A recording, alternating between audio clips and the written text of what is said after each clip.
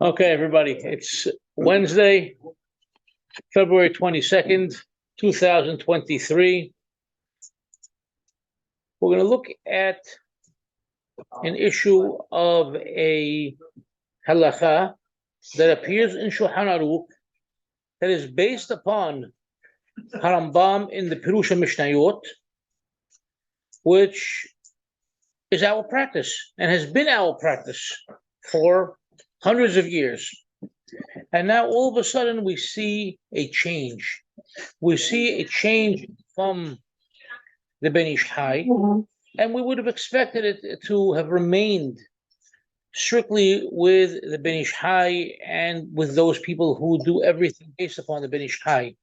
But we have seen now that Hakham Yosef has jumped on the same bandwagon, and instead of saying Kibbanu alaynu huraot Maran like he generally does, all of a sudden he is towing the line of the Ben Ish Chai and following the halakha as per the Ben Ish Chai and not as per Shulchan Aruch nor as per Harambam. And we're going to look at it. So first thing we're going to look at that's not on your source sheets, Shulchan Aruch. Shulchan Aruch Ora Hayim Siman Kof Kaf Het Siman 128 in the laws of Nisiyat Kapayim, the laws of Kohanim, doing the Birkat Kohanim. In Se'if Yod Gimel, Halakha Yod Gimel, it says Mathilim Kohanim Domar Yebarekhekha. Okay, the Kohanim begin and say Yebarekhekha. He's telling you straight out. The Kohanim begin and say it. You can't get any clearer than that. And if you look at the little source on the side, it says this is based upon Harambam. This is what Yosef Karo brings in the Beit Yosef, based upon Harambam's Pirush on the Mishnah. And it's very clear. And then it says afterwards, so after the Kohanim say Yebarekhekha, then the Hazan begins to call out to them word by word. עד שיסיימו פסוק ראשון, ואז עונים הסיפור אמן, וכן אחר פסוק ב', וכן אחר פסוק ג'. And it continues that way. The Hazan saying word, the Kohanim responding with the word, finish the first pasuk, the Kahal answers amen, and so forth for the second pasuk, and then for the third pasuk. And very simply, we're done. That is the halakha. Okay? Now,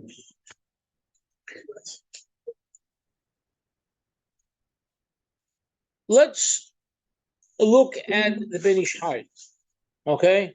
The Ben Ish Chai is not in front of you because I'm just going to read a small piece of it. Okay? But the Ben Ish Chai, in his first year of halachot, Parashat Tesaveh. Okay? So we're pretty much on schedule because Tesaveh is next week.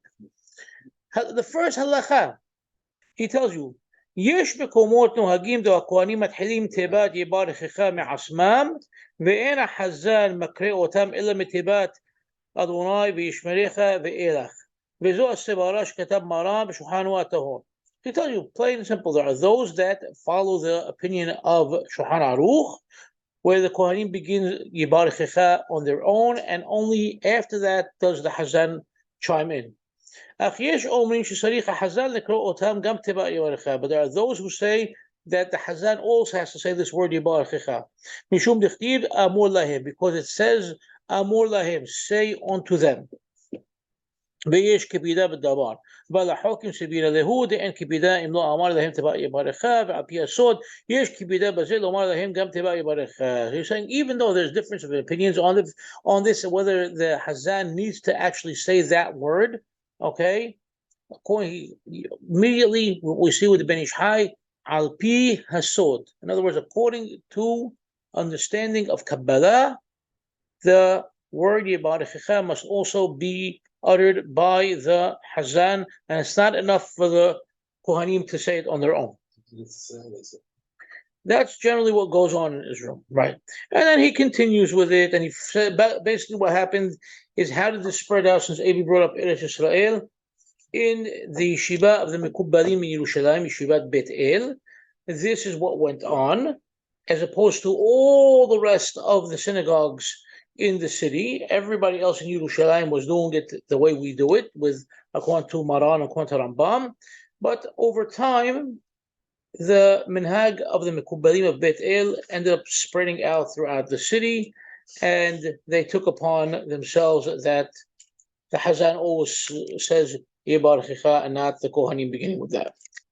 We're done. Now, let's see Hakham Yosef. So those, now you have your source sheets in front of you. Hakham Yosef has a 8-volume set of books called Halichot Olam, which are basically his comments on the Ben Ish Hai. Okay, Ben Ish Hai, one book. Hakham Yosef has an 8-book Pirush, if you will. Now, most of the time, it's, or generally speaking, it's Hakham Yosef showing why he disagrees with the Ben Ish Hai and why the Ben Ish Hai is going against normative halakha al pi Shulchan Aruch, and why we have to revert to the halakha as per Shulchan Aruch, and that's more correct. He surprises us over here. Okay, so what does he say over here? Top of the page. Yesh omrim she'en hashaliach sibur makri lakohanim tevat Yebarekhekha. There are those that say that the Hazan does not call out to the Kohanim the word Yebarekhekha. Ella Kohanim mathilim be'asmam Yebarekhekha. Rather, the Kohanim begin on their own. V'yesh omrim shegam tevat Yebarekhekha sarich hashaliach sibur yakri ota lekohanim. And there are those that say no, that even the word Yebarekhekha, the Hazan has to call out to the Kohanim. And even those who follow the first opinion that the Kohanim start on their own, they have upon what to rely. Mikol makom tov v'nachon shegam tebat Yebarekhekha yakri ota lekohanim. Even so, it is good and proper that even the word Yebarekhekha should be called out to them by the Hazan.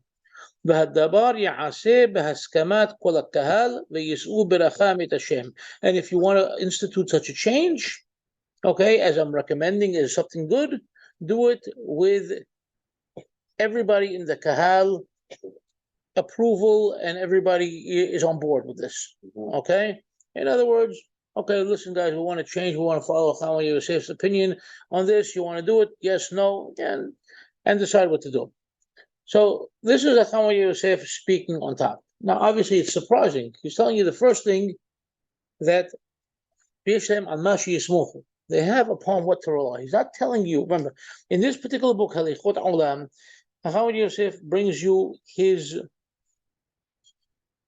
no, not criticism. He brings you his bottom line ruling. Okay, on top. Okay, now on the bottom, he'll give you the cut from Ben Ish Hai that he's referring to, and then in the other font, or the what do you call it, the less in the not bold font, he'll give his explanation. So on top of what we're reading now in these few lines, okay, 4 or 5 lines that we just read, it's his bottom line ruling. This is what some people do. This is what some people do. I want you to do. I recommend that you do this. We go to the bottom. He continues the part that I didn't read from the Ben Ish Hai. Okay, I just gave you the opening because I knew he was going to bring the closing over here. Katab HaRahamah. The Rahamah is Rabbi Moshe Hayim, the Ben Ish Hai's grandfather. Okay. יש מקומות שנוהגים שהכהנים מתחילים בתיבה יברכם מעצמם בלי שהחזן יקרא אותם, וכן היה המנהג פה עירנו בגדד. And this was the Baghdadian custom in Baghdad. That's why it used to be like all other Sephardim, that the Kohanim begin on their own, Yebarekhekha.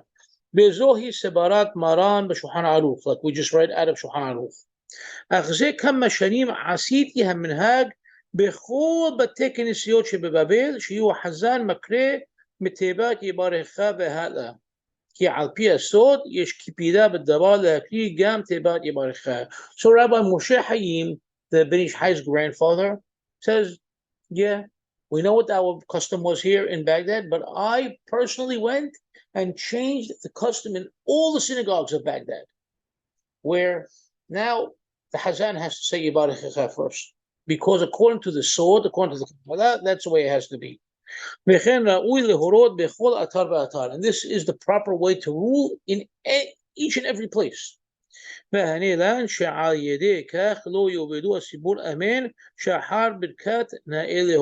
also this way the people don't lose out on answering amen. Okay, which is a little difficult, okay, but whatever. Yes, I know David's looking. What do you mean? Okay, he doesn't mean he means at the end of Birkat Kohanim, but you're looking at it. You're trying to understand. So after Birkat Kohanim, right, Abi, you're a Kohen. You say Birkat, you say Yebarekhekha, and then you finish your berakhah, and you go right into the word Yebarekhekha, right? So when you do that, the people stand a chance of losing out on answering amen to your berakhah before, right? That ends right before the word Yebarekhekha. So by doing this, now the people don't lose out on that. Because okay? Hazan says the first word. Right. Right. People have to answer amen, right? Okay. So let's see what Hakham and Yosef continued with now. So that's exactly what I just pointed out. That this is a ta'ud sofer, this is a typo, what was written in the Ben Ish Hai, and it was supposed to say not say the berakhah b'nai lehodot, rather berakhah of it amoy yisrael behaba. Shomrim kohanim. Shalideh shetikef matchilim tevat yebarekhah in asibur mesapekim la'anot amen ahar tevat behaba. B'chein mebuar b'shot Rab Pe'alim Helegima. So the Ben Ish Hai talks about this at length in his Tishuvot in Rab Pe'alim. B'chein katav shol and then Yaskil Abdi. Obadia Hadaya also discusses this topic, and he also goes hand in hand with the Ben Ish Hai, because we know the Yaskil Abdi Obadia Hadaya was also part of the camp of the Mekubbalim. Okay, and now he's talking about how Yosef refers back now to himself, and he says when he was serving as rabbi in Egypt, in Cairo.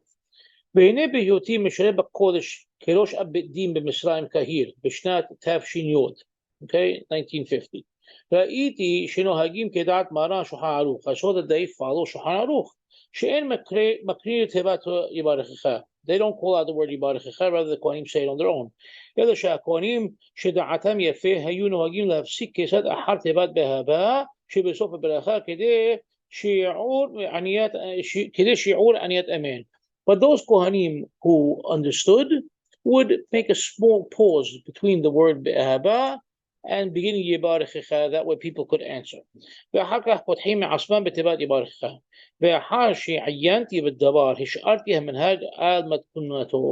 after I looked into the issue, I left the topic alone. I never brought it up. I never told people to change. And it wasn't, I didn't feel right to change the minhag. כיוון שמרן בית יוסף העיד בגודלו שכן המנהג בכל מלכות ארץ ישראל ומצרים שסמכו בזה על דברי הרמב"ם. Since Maran himself in the Beit Yosef says this is the minhag in all of Israel and all of Egypt as per Harambam. Okay? ובכסף משנה שם כתב שאפשר שלמד כן הרמב"ם ממה שאמרו בסוטה אלו כהנים מתחילים ברכה אחרת עד שיחלה אמן מפי הסיבור והיינו מעל כולכם בראש הפסוק הראשון שמתחיל יברכך שאילו בשאר תיבות כברכת כהנים לא שייך לומר כן שהרי אינם מברכים עד שהסיבור מקריא אותם. Fine. ונמצא שיסמך מן הש"ס לדברי הרמב"ם, and I see that there is a source for the Rambam's opinion based upon the Gemara שאילו לדעת הטור והר"ן סביר עליה במקרים גם תיבת יברכך כהנים מה עבידיהו הביא לומר אין המקרים מתחיל להקרות עד שיחלה אמן פי הסיבור. Okay, and since they're jumping right into it, technically the Kohanim have that right because the Hazan is not really allowed to open his mouth and start until the people respond amen. Over here though, they're responding amen, but the Kohanim go right into the berakhah, and that from that point the Hazan is allowed to continue. כמו שכתב בכסף משנה שם, אלא ודאי שהכהנים מתחילים תיבה יברכך מעצמם. ועיין עוד פתח הדביר, חלק ב' בקונטרוס חיים השיניים משלם למעלה שמואל ויטל, שכתב, ופוק חזה מעמד דבר שהכהנים מתחילים לומר יברכך מעצמם. So the פתח הדביר also tells you that this is the custom. Talking about Petah Davir was what do you call it in Turkey, and it tells you that's what they do. והן אמת, כי הרמב"ם בפירושו פרק אין עומדים כתב שהשיר הסיפור אומר יברכך והכהנים עונים יברכך. So now, what? הרמב"ם בפירושו פרק אין עומדים, in his פירוש on פרק אין עומדים, he wrote שהשליח סיפור אומר יברכך והכהנים עונים יברכך. So now this contradicts what we just said, right? ובפירוש המשניות כתב, בפירוש המשניות כתב, ומקרא אותם שלוש ברכות מילה במילה כסדר הזה, עונים הכהנים יברכך, right? Look, he says straight up, the כהנים say יברכך, ומתכוונים כנגד הסיפור, and they have כוונה towards the סיפור, ואחר כך אומר להם השליח סיפור אמוני, ועונים הכהנים אמוני, and only after that does the Hazan begin. So Harambam says it straight out. ואחר כך אומר להם השליח סיפור וישמריך ועונים הכהנים וישמריך, וכתב שם בהערה שבמהדורה כמה היה הנוסח אומר שהסיפור יברכך ויענו כהנים יברכך, ומהדורה השלישית תיקן כמו הנוסח שלפנינו עיין שם. Okay, we're just talking about how the publishing of the book went. ובית יוסף היה גורס כנוסחה שלפנינו, ובספר מלאכת שלמה עדני במשנה פירוש אין עומדים כתב הרמב"ם בחיבורו פרק י"ד כתב ומתחילים הכהנים יברכך ומשמע שמונה יברכך אינם בכלל קריאת של סיפור, אבל כאן פירושו למשנה כתב שהסיפור אומר להם יברכך ויענו הכהנים יברכך. לכן פירושו למשנה שבנוסח ערבי שהיא אמיתית יותר דברה שבפירוש המשנה מכוונים אין דברה שבחיבורו. So they have different Hachamim talking about different manuscripts and different printed works of Harambam, trying to reconcile which one is what Harambam really wrote and which one was changed by different copyists and such. Okay, now we know the Yemenites were very faithful to Harambam in copying his works, especially his halachot when it comes to Sidur. And they had many famous manuscript Sidurim. One of them over here is what do you call Yahya Saleh in the Sidur Es Hayim, and he wrote over there Kohanim Mathilim Tebat Yebarekhekha Me'asmam Kemo Shkatav Harambam Behibburo. The Kohanim begin Yebarekhekha on their own, like Harambam wrote in Hibburo. When you talk about the Hibburo, we're talking about the Mishneh Torah. And also in the original Arabic commentary on the Mishnah of Harambam, it says the same thing. So what Rabbi Yahya Saleh of Yemen considered the authentic text of Harambam, they are in sync with one another.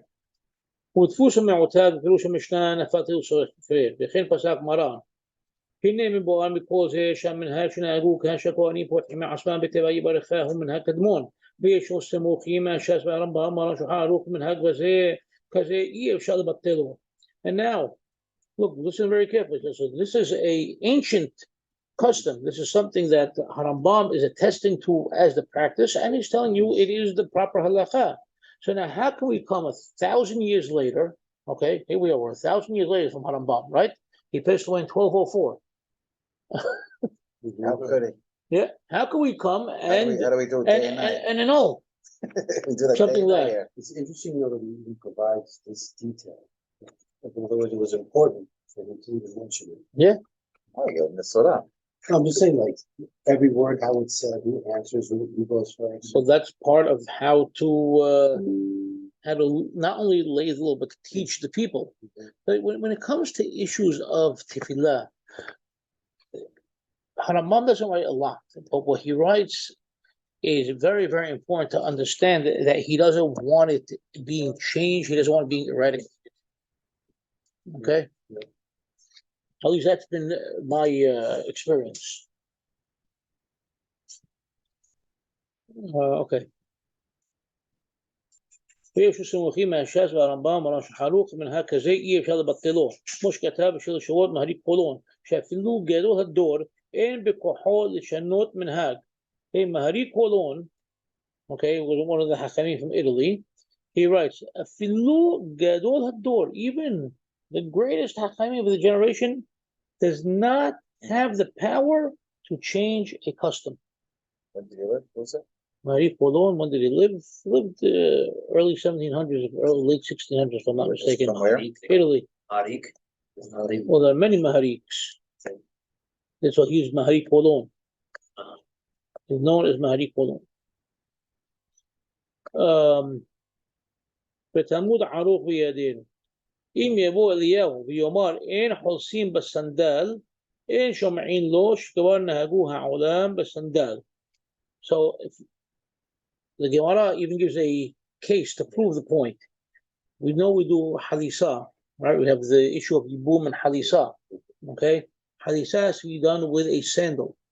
If Eliyahu Nabi comes along and says, "No, you don't have to do it with a sandal," we don't. Even if he's Eliyahu Nabi, we don't listen to him because we already have an established practice, established custom.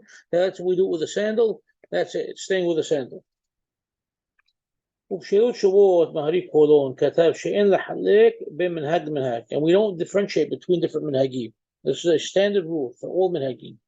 והובא כל זה בשאלות שבועות לב חיים. So Rabbi Haim Palachi mentioned all this regarding the מנהגים in his book לב חיים שאלות שבועות volume 2.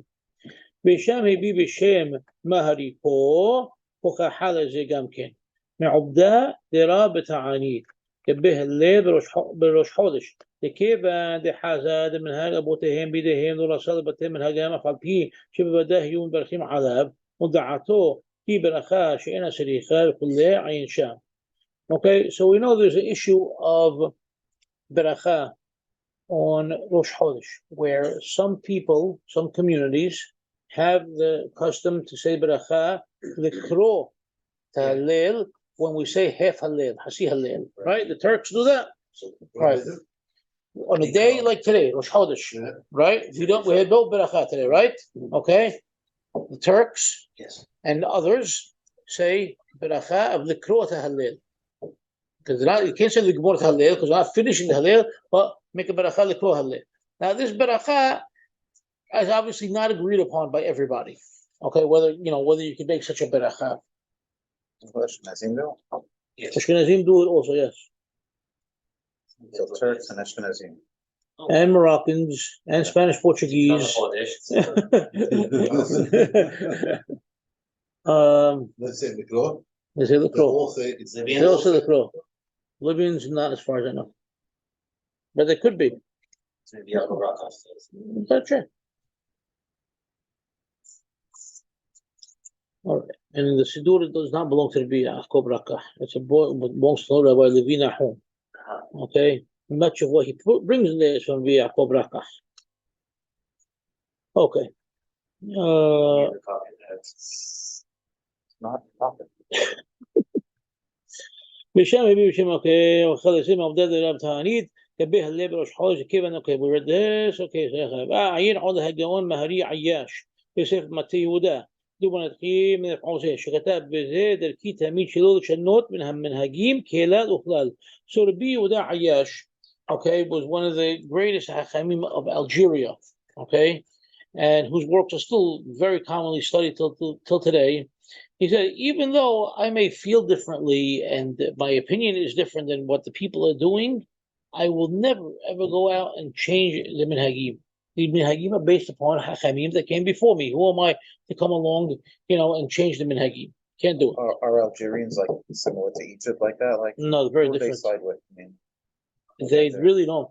The Algerians really are very, very different in many ways. And there's a difference between different areas in Algeria as well. But they have a lot of things that really are not in sync with most other groups. שכתב בזה דרכי תמיד שלא לשנות מן המנהגים כלל וכלל מכיוון שנתקנו מקדמת דהנה על ידי רבנים וגאונים וכל מנהג יש לו שורש וסינו למעלה. Every manhag has a source and a pipe, if you will, coming from above. So it has a source. וכל המשנה ידו על התחתונה. And anybody who comes to change, he is the underdog. ואינו אלא טועה ופורץ גדול. He is mistaken and he's trying to break down fences and he shouldn't be doing that. ועין עוד להגרח פלאצ'י בשאלות שבועות חקקי לב. חלק א' שכתב שהגאון מהרי מאיו ביקש לשנות המנהג של עירם שהיו אומרים את ההושענות בחג סוכות לאחר מוסף ובקבוע אמירתן אחר הלל כמנהג ישראל ודעת הרב המגן ומקובלים סעתם וכל היחידים הסכימו עמו לשנות המנהג תעודת הגיבי האחר רבי יעקב רבי שעמד כנגדו ולא הניחו לשנות המנהג ואמר שלא לחינם הוקבע המנהג זה מכמה דורות שבוודאי שיש לו איזה סמך וראיה ואנחנו נדע. So there was a point of time in Turkey, specifically in Izmir, Turkey, in the 1800s, that Rabbi Mayo wanted to change the place of Hoshanot in Tefillah. Now we know that we say the Hoshanot immediately after Hallel, okay, before reading Sefer Torah. But the minhag there in Turkey was to say it after Musaf, okay? Musaf is over, then they do Hoshanot before they do the Ketoret. I know that. Okay. But we're talking about there, then, okay? Rabbi Mayo was not in Seattle talking to David Al-Hadaf and company. So we're talking about back in Izmir, okay? And so he wanted to change it to follow the minhag of Eretz Israel and the minhag of the Mekubalim and others. And he got all the people of the city, all the rabbis and all the, and all the hotshots and all the money men and everybody to sign on with him, except for one guy. One guy, he was a Hakham and he was a Gibir, okay? And his name was Yaakov Rabbi. And he said, no way, no how, you're not changing the minhag whatsoever. I don't care who was on board to change it, you're not changing it. If it was, in the end, he said, because who are you to change it? He says, what do you mean? All of a sudden, you came up with this idea? What? Your rabbi didn't change it, his rabbi didn't change it, your father didn't change it, your grandfather didn't change it. None of these people ever came up with this idea to change it. Now, all of a sudden, you want to change it and you got everybody on board to change it? I say no. I veto. Okay? I'm going to make a fight in the Knesset. I'm going to make a stink in the Knesset. You're not changing our custom. This is our custom. This is our tradition. And you can't do such a thing. And in the end, it didn't get changed. From this one guy. One guy, because he stood up for the minhag. You got to stand up for it.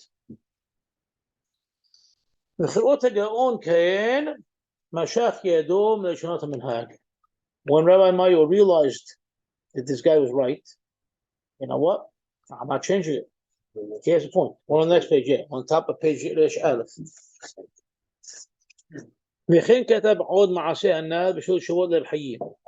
Okay, and again, he's quoting from Rabbi Hayyim Palachi. ועين عود بسفر ما أمر مردخاي شكتا بدين هزيب لا شل برشتها أزينو. We know in Parashatha Azinu, the Gemara tells us that you could only make the cut for the aliyot on these spots on Haziv Lach. You can't, with those Rashid, the hair begins this aliyah Azinu, okay? And then the Zayin is Zechor, and then these are the 5 stops, okay? You must, or your 6 stops. That's what you must stop. Now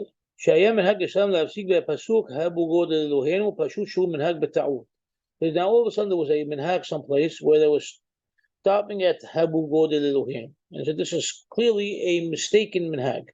Because it goes against the Gemara and goes against all the Geonim, goes against all the poskim. ומכל מקום בשבת במנחה ובשני בחמישי לא מלאני לגביל לבטל המנהג שלא ליתן פתחון פה לבעל דין לחלו.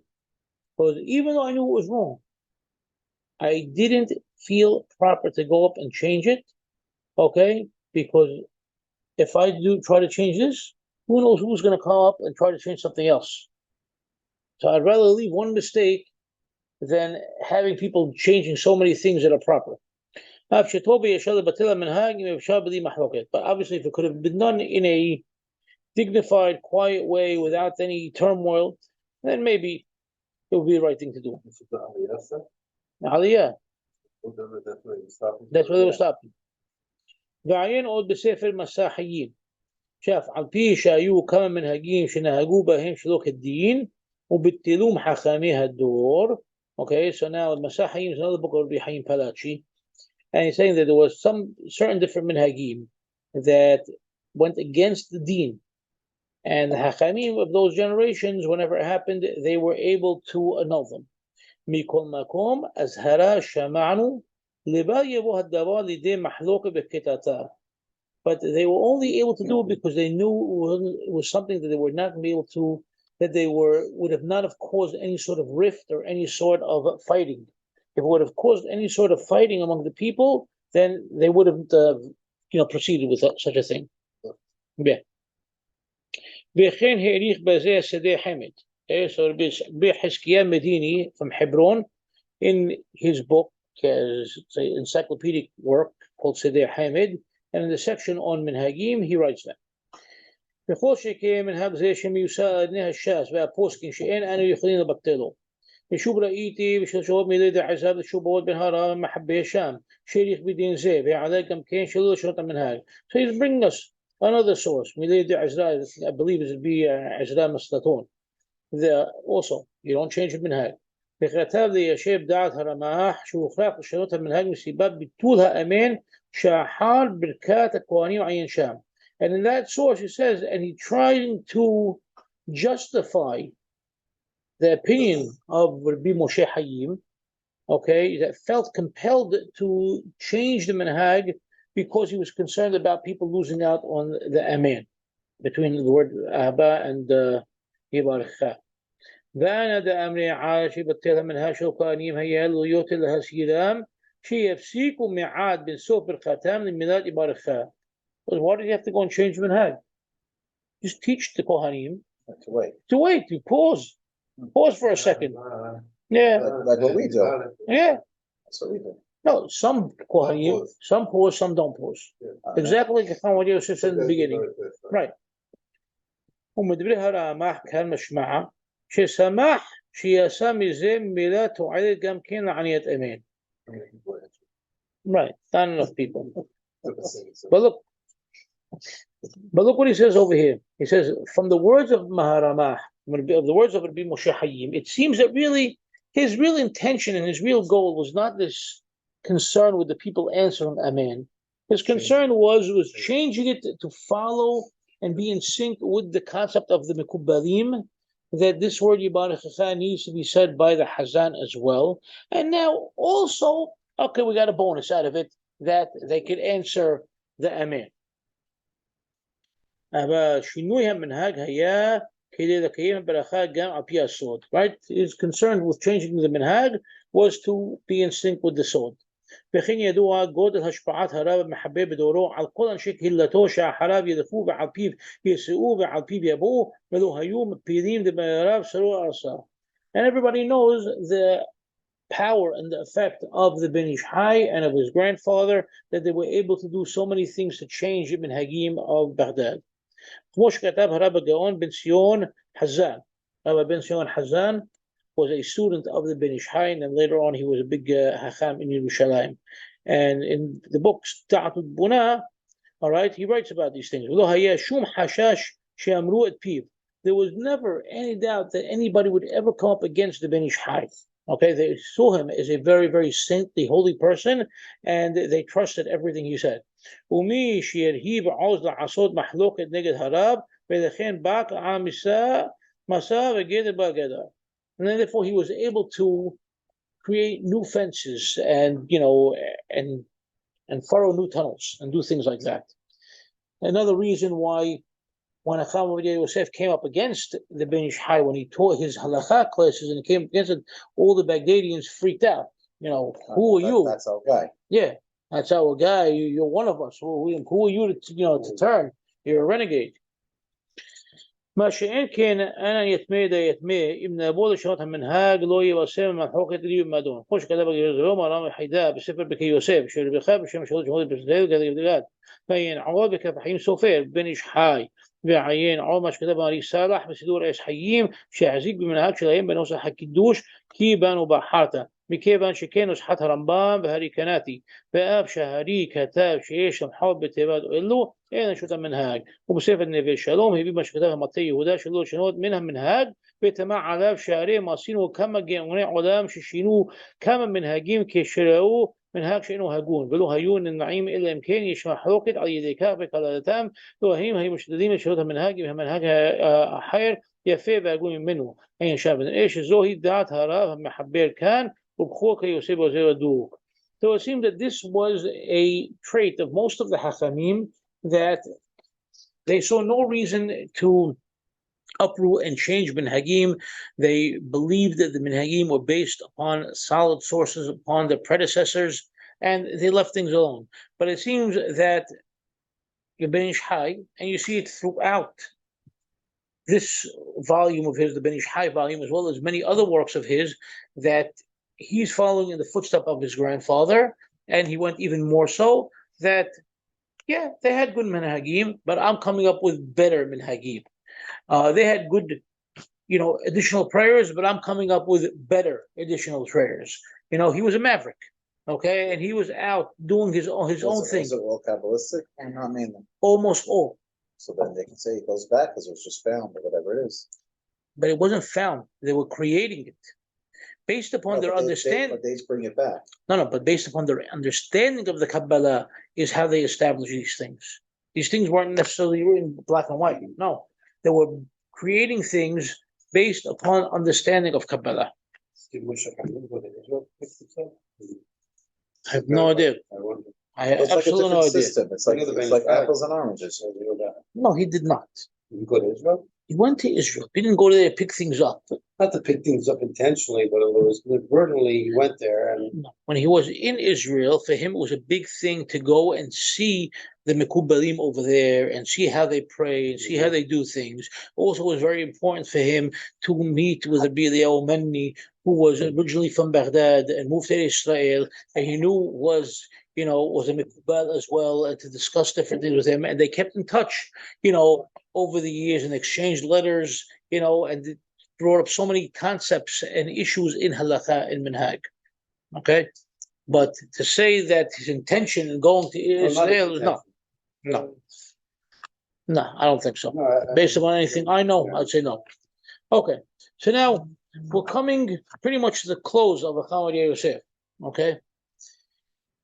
And now, fast forward, Hakham Yosef started this talking about when he was in Egypt, and he saw what they did, and it followed Shulchan Aruch and Rambam, and he left it alone. He didn't feel right to change anything, correct?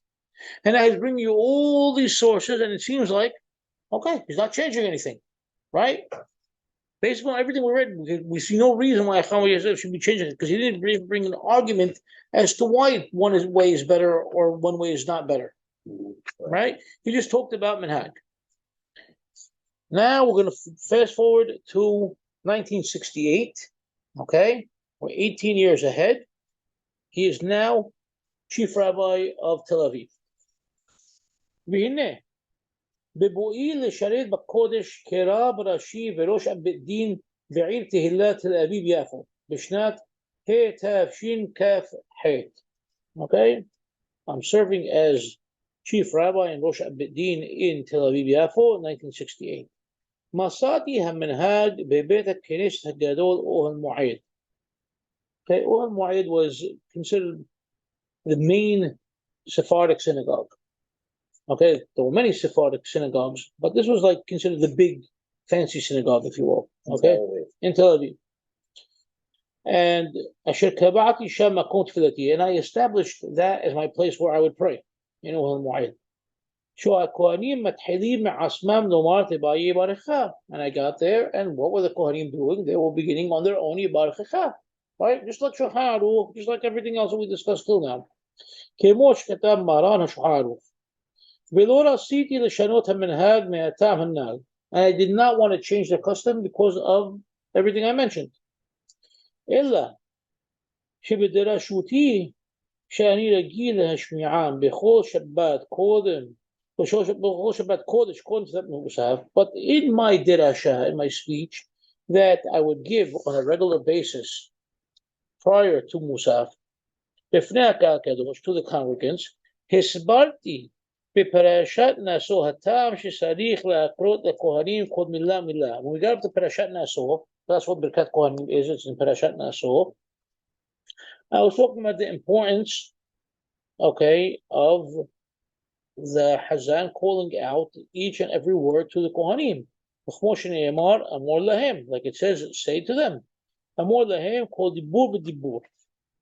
Dibur המנחה לא יענה, כתב רבינו בחייא. שרומז על מעלת הכהן שמתברך תחילה ומקבל הברכה משמי מרום מן הרחמים העליונים וחוזר מברך לכנסת ישראל. And the berakhah, which hints towards what?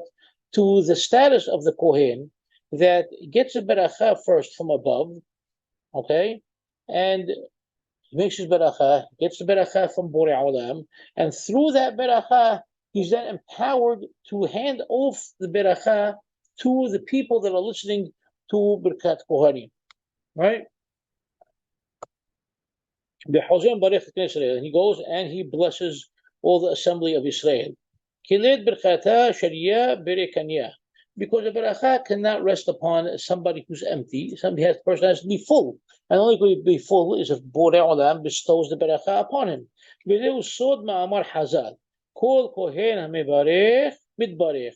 Anyhow, if the Kohen wants to get berakhah, he has to give the berakhah. But when he gives the berakhah, then Borei Olam blesses him in turn. So it's a constant cycle. Shene'emar ve'abarecha mebarekhekha. Okay, I will bless those who bless you. Nimsa she'aberacha mishtalshelet min hashliach tzibur el kohen. So now how is going now? The Hazan becomes part of this chain, and it has to come through the Hazan to the Kohen. And then from the Kohen to Am Yisrael. And therefore, כל תיבה ותיבה של הברכות נמסרת תחילה אל הכהן שיהיה כלי מחזיק ברכה.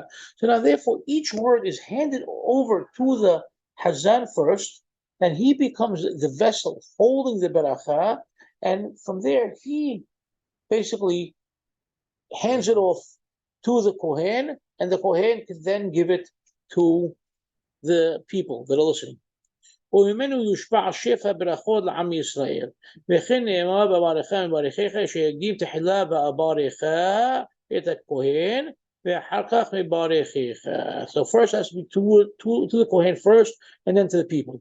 ובסיום דרשתי אשר הוטבע בעיני הכהנים. And at the end of my speech that found a lot of favor in the eyes of the Kohanim in the crowd, שהם תחילה לברך, because they realize now they are first to get the berakhah. באו וביקשו שברצונם שהמקריא שליח ציבור יקריא להם גם את הברכה. They on their own came and said, well, Rabbi, if that's the case, we want to get the Kohen, the Hazan, telling us Yebarekhekha first. Okay? So them on their own, based upon my speech, came and requested it. וגם השליח ציבור ענה שהוא מוכן ומזומן להתחיל להקלות גם תברכה. And even the Hazan said, yeah, I'm ready to do it. I'm ready to... The Kohanim requested it. The Kohanim requested it. Before they're blessing you, now you're blessing them. The Kahal didn't request it. The Kohanim requested it, and the Hazan said, yes, I'm ready and willing to do it. Right. Right. But who blesses the people? The Kohanim or the Hazan? In general, like what's the Torah? The Kohanim give the blessing. The Kohanim. So how's the Hazan giving a blessing? The Kohen receives, what do you call this berakhah? He is a holding vessel, okay, and he has to hand it off to the Kohanim, and then the Kohanim give it off to the people. The Hazan, right? The Hazan receives it, okay, as in being a Hazan, this power is invested in him, okay. He then has to hand it off. You can all you want, but that's what he's saying. Yeah. Okay. He gives it to the Kohen. The Kohen gives it to the people. And he is there as part of the people. Okay. So the way they're seeing it now, it's this, think of it as an electric current. Okay, and you want everything to work in sync. You don't want your lights to dim or to flicker. You want everything to be a full current. I believe that Rambam and Maran knew this stuff and still rule their way. Okay. Well, let's continue. What's it? We have 2 more lines. Yeah. Amen.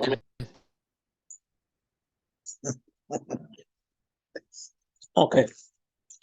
ובסיום דרשתי אשר הוטבע בעיני הכהנים שהם תחילה להתברך, באו וביקשו שברצונם שהמקרא של הציבור יקריא להם גם תיבה יברכך, וגם השליח ציבור ענה שהוא מוכן ומזומן להתחיל להקדים גם תיבת בerakhah. So the Hazan said, okay, I'm ready to say the word Yebarekhekha if that's what they want, no problem. ומאז נשתנה המנהג על פי רצון השליח ציבור וכהנים. And from that point on, in the Ohel Moed Knis in Tel Aviv, 1968, did this custom change through the desire of the Kohanim and the Hazan. שהמקרה הציבור היה מתחיל לקרוא לחיים תיבת יברכך בשלום כנים בכל הקהל ושלום על ישראל. So, did he tell us anything? Yeah, did he tell us anything? But did he have any influence on it? Obviously. He said he gave a speech. Yeah, right, okay, and he changed their mind so quickly? Yeah, people are gonna say, of course. Sounds like the people of the Kahal put it over the top. But it's nothing different that could change. Not the law. people of the Kahal, the Kohanim. Yeah. So it's nothing different to change the minhag that from Rambam or like if you want to tell me Kabbalistic or something we didn't have and you came up with a new idea and you're changing a custom, I'm like, okay, I got it. But here you're not even giving a reason to change it. Right. He gave nothing at all. All we have is the Ben Ish Hai telling us that according to the Mekubalim, it's very, very important that even this word be uttered by the Hazan to the Kohanim because of the Pasuk that says Amor Lahem, and Amor Lahem must include each and every word of Birkat Kohanim. Okay, all 13 words. Right, it's 13 words, maybe? Yeah. Okay, 3, 5, and 7, right? KOD.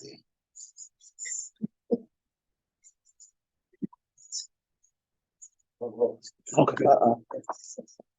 Okay, one second. Now I want to show you one more thing. But I'm listening. what was his whole reason to explain the importance of keeping it? Yeah, exactly. That's what, Basically, he was justifying, the way I see it, justifying himself not changing the minhag on his own. He didn't tell anybody in Egypt to change it, and he didn't tell them in Tel Aviv to change it. But through his speech, they were inspired to want to change it. And so now that the people want it on their own, then it's okay. okay. That's the way I'm reading it. Yeah. Yeah, that sounds Okay. That sounds good.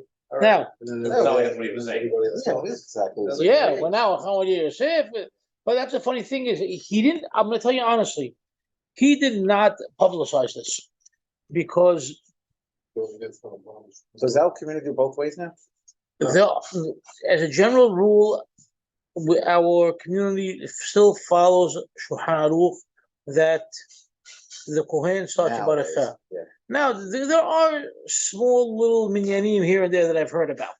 You know how strong they are, or you know how much of a how much of a of influence they will have. Waits to be seen. But in Israel, obviously, we know it was a major influence, and practically every synagogue in Yeah, it's Israel about to switch. is switched. Now, Who are they gonna go up against? right, okay, but now let's turn back. Okay, back in '84 in Israel, it wasn't like that. You know, plenty of places were following Shulchan Aruch, and plenty of places were following Ben Ish Hai, and you had both. And I remember one time having an argument with a relative, and in Israel, and he was like, "No, we got to, you have to follow Ben Ish Hai on this. He's doing the right way. You got to do it." And I'm like, "No, but here, even Hakham Yosef, didn't write any place, that we have to change it." So at the time, Hakham Yosef was not pushing, that agenda. And remember, we looked at Halichot Olam, where that's written. So that's already 20 years ago, maybe. Okay, not even It's 20 years ago. established and In other words, done, In other words, later on, he's writing about it. You don't find it, in Yehavedat. You don't find it in his earlier works. But now I noticed. Years already? What? They put the one 20 years already? Probably about 20 years. Look at the date. We'll fact check. No, yeah. Tashnah, 98. Okay, 24 years ago.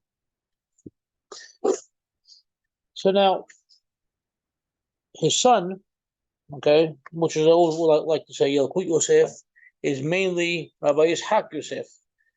But the first volume had a lot of Hakham Yosef actual writing or proofreading and making some additions and changes here and there. And in this first volume of Yalkut Yosef, okay, before Yalkut Yosef turned into, the monstrosity that it is today, with so many volumes and so many, sub-volumes and so many, remakes with more and more details coming out every year. Okay, this was a one-volume thing, and over here, the top is basically the same as what we read in Yichvot Olam, and most of the bottom is the same as well. But all of a sudden, where is it? I saw something this morning. When I was looking.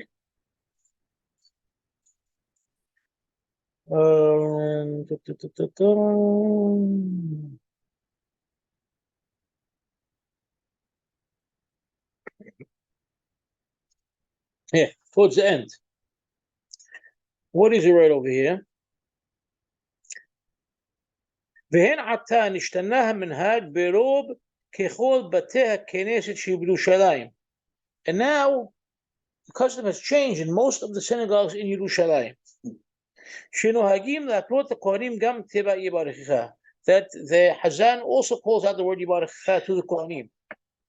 ונמשכו אחר מנהג קהל קדוש בית אל. And they have basically adapted and followed the custom of the yeshiva of the Mekubalim beit El.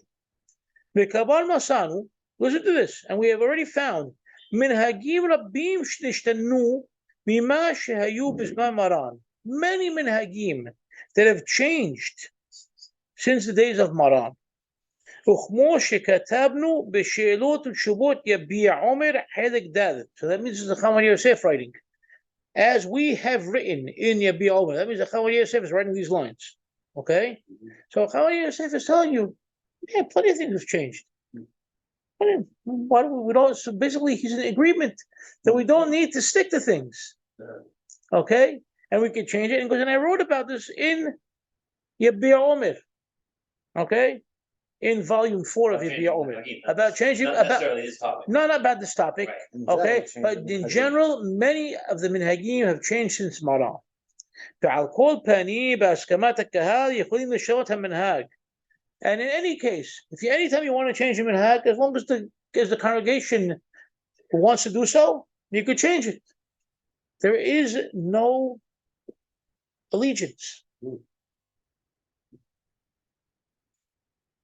That means you could change anything. That means anybody could come along, okay, the kahal, in another 20, 30, 40, 50 years, they could say, you know what, I don't like this particular custom that we're doing in the kahal. I don't know, pick something. I don't know, think of minhag that they do. Right. I don't know. I don't like that. Let's pick something else. You know what?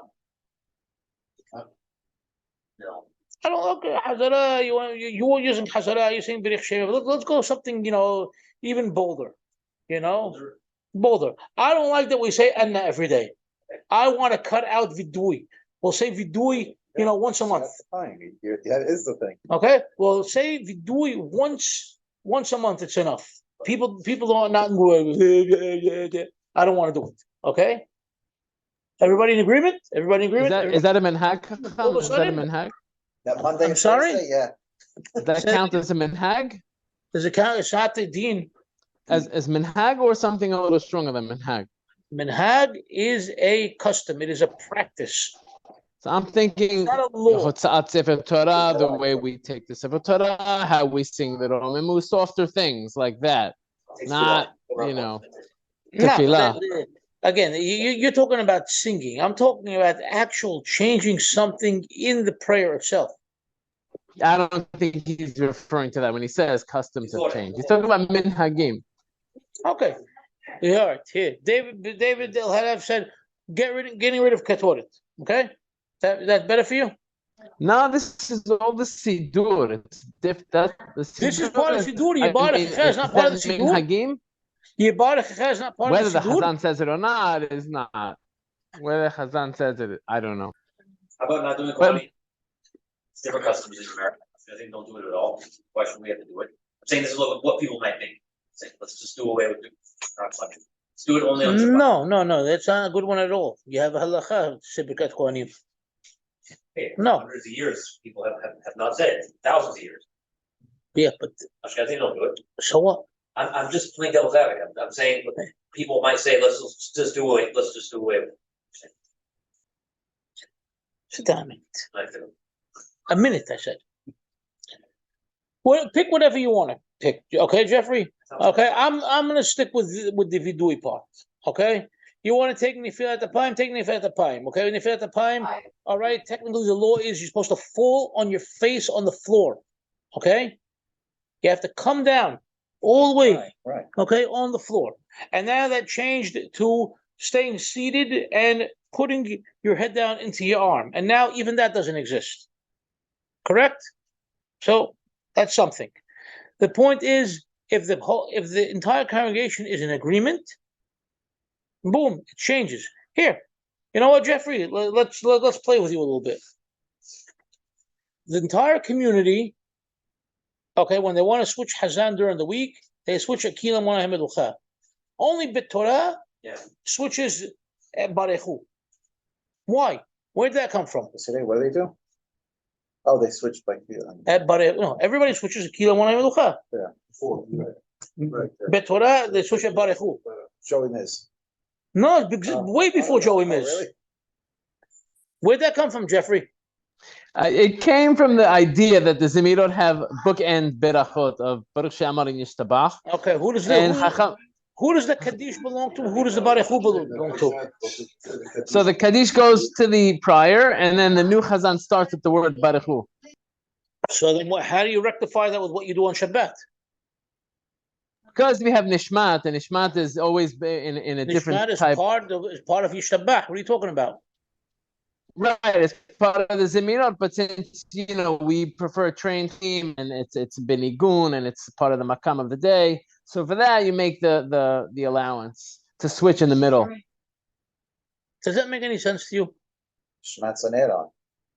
We do a lot of things different on Shabbat for that reason, in a similar vein. We're more permissive with eating before Tefillah Shabbat morning. We're more, We are? Hakham Obadia he'll let you have a cereal sooner on a Saturday than a Friday before Tefillah. Please show me. I'll get it for you. He's saying that you could eat breakfast Saturday morning. That's what he's saying. And breakfast. He's a little more permissive if you're weak and shul is long. Go to first minyan. It's a bit about minyan. Thank you. All right. Anyway, the point is we're not going to read any further. There's obviously there are many sources that we could read further into. By the way, this. Hakham, by the way, for everybody, I apologize for interrupting on Zoom. I realize it could be a little disruptive, and I am sorry. Don't worry, it's fine. But there was one. We would tell you. We would just mute you. Exactly. Just mute me. There was one We're very fringe straight over here. benefit. I don't remember when I heard this, and I don't know if you mentioned it tonight. The one fringe benefit of the shinui of the minhag in this case, I think Hakham Obadia said it, was that when you do it the new way, you don't have this danger of the Kohanim jumping before the Amen on the berakhah for the Amidah and the Hazara. It was like a fringe benefit, which is why, I don't know, I don't think that's why he allowed it, but I think it was mentioned. We brought that up. Yeah, so that was, I could see that being part of his, thought process and mentality in general. Okay. We want that Amen is so important, and each and the Kohanim are rushing into it. We have a way to stop them and to direct traffic by leaving it in the Kohen's hands. Everything's about educating the people. Okay. I agree with you. It's a better way. The Hakham, the Hazan they have to teach. That's the bottom line. Okay, you cannot force the people to learn, but you have to at least go out and teach something. Okay, if you believe that the people are never going to listen to you, does that mean that that something stops or something changes? No, you still have to you still have to attempt to show them the right path. But to Why uproot, why did this minhag even start to omit the Yebarekhekha? We didn't talk about the original, like Because you would Kohanim are think doing the blessing. if you because you want to have no hefsek, maybe? there's definitely no hefsek. Is that where it But started? your question is why did it start from the beginning? What do you call that? The question, no, I'd say the bigger question is why does what do you call it? Why does the Hazan have to call it out to the Kohanim even? Okay. In the beginning? What? Why would okay? You would So they don't the get mixed pasuk- up, right? The pasuk in the Torah is very, very clear. Okay, Amor lahim. Okay, Amor lahim. What the words? Okay, we read it to them. They heard it once a year when the Sefer Torah is read. They know what they have to do. They were taught it in school. That's it. That's the Amor lahim. Oh, yeah, every day you need the Amor lahim. Why that? Right. Why even say Kohanim? Right.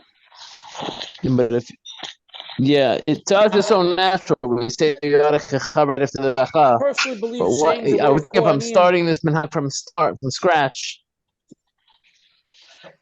And so I'm saying I believe that saying the word Kohanim out loud is not for the Kohanim. It's for the people to pay attention. Or isn't it to call the Kohanim up? No, the Kohanim are already up at that point. No, that's Kohanim b'chavod earlier. If you This is for the berakhah. at that point you're saying Kohanim, okay, now you're gonna say that's it. It's to call attention to the people that it's time to get the berakhah. That's what, and again, that's just my opinion as to what it's for. I'm guessing the Yebarekhekha was to avoid any hefsek between the berakhah and the beginning of the berakhah itself. The berakhah and the Birkat Kohanim itself. I mean, that's why it started the way the original custom always was, right? To avoid maybe a break between. It's very possible, but these things are things that we could look up. It's not that we can't. Yeah, I can't think of any other reason it started that way, but it's strange, right? That we say Yebarekhekha and everything else is recited, but it's so natural today that this newer way is so uncomfortable if it were done. Okay, but if you and then we have this whole other idea that when you end up in Israel tomorrow morning and you walk into Knis, that's what they're doing though. We did say, by the way, that when you're a single Kohen, you get every word dictated. We discussed that. I didn't hear one word you said. I'm sorry. Say it again. If you are the only Kohen in the house, right? So if you're not the only Hazan. Kohen in the house, then of course, what do you call it? You don't say that Yebarekhekha and the Hazan calls it out to you. Right. Right. So that doesn't jibe with the reasons we discussed for the Shin Halacha. But why? Right? It doesn't fit any of the reasons we gave, being the vessel, the complete. It doesn't. Okay. We're not having a class on Birkat Kohanim over here and all the nuances of it. But if you want, I'll look up the reasons behind all these things for you. It's very simple.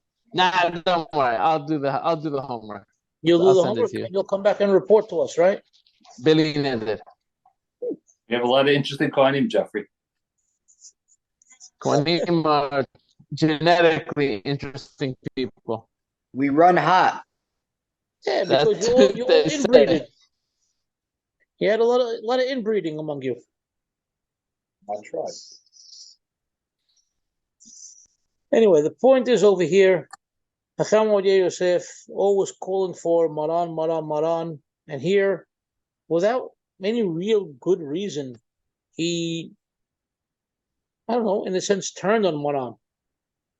So, is there any place that somebody brought that up against him, say, hey, why don't you follow Maran on this? Well, he doesn't bring any real arguments on him there. He just shows that there are a number of books that show different instances where Hakham Yosef is not consistent with his rules and guidelines. But there's no real argument or explanation for it because that's not the purpose. I will admit the remark you made from the Yalkut Yosef is a big chidush for me. I can never imagine Hakham would ever say something that flexible when it comes to this. I'm a little surprised, frankly. Well, I didn't make it up. It's there. You want a copy of the page? I did. No, I You think got a I copy of have the it. page. But it was tremendous. I don't know how you found it, but it's so uncharacteristic, but tremendous. I opened the book and I read. That's how I found it. You always find a diamond on the beach. Inshallah. All right. Anyway, we're basically done for tonight. Thank you for joining us, and hopefully we'll be able to come up with some more interesting topics. Next week in Ahava. Oh yeah, next week, yeah. Yeah. Wednesday night. Also Wednesday. All right, we'll be in touch. Take care. Hazaku Baruch. Take care.